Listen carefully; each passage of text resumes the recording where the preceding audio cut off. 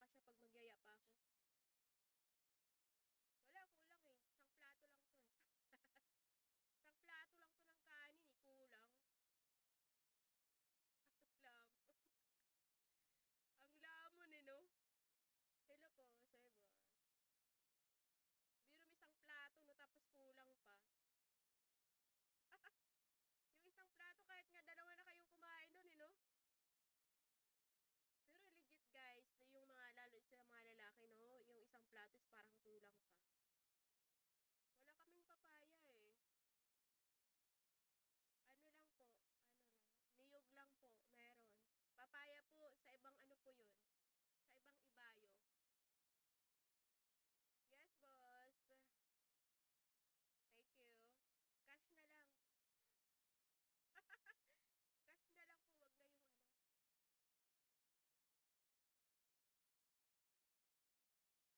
May pambayad ka ba sa niyog, Richard? 500 po yung isa. Pag dalawang niyog po, ano, 1K. Free delivery na po yun.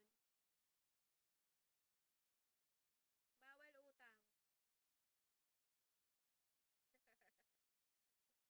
Sakit ang dibdib ko.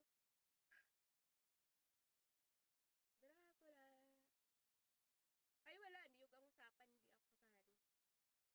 Gusto mo, isama ko yung ano, yung kapitbahay. Yung kapitbahay ko po dito. Pwede naman. Pwede naman siguro, no?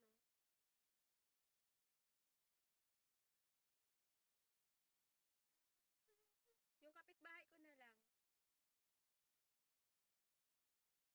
Hindi po eh. Meron pa siya dito. Yung kapitbahay ko po magde-deliver. Siya na lang ipapadeliver ko. Sila at saka ng niyog ko.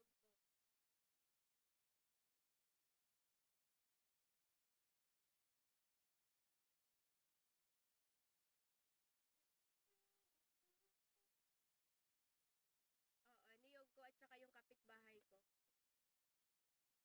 Siya yung papadaling ko ng niyog. Kuya, aga-aga. Puro niyog.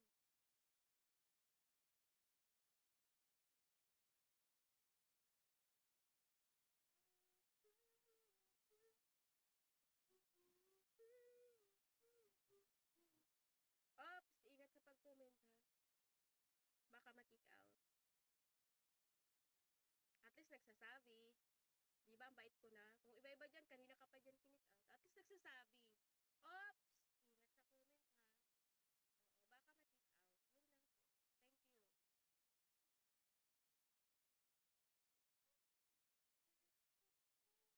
Thank you.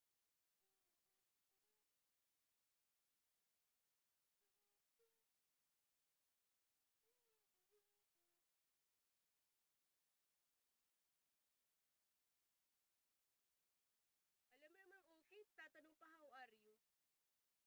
Actually, yung how are you na yan is allergy ako dyan at saka yung salitang dear. Kasi actually, nagsasabi, how are you dear?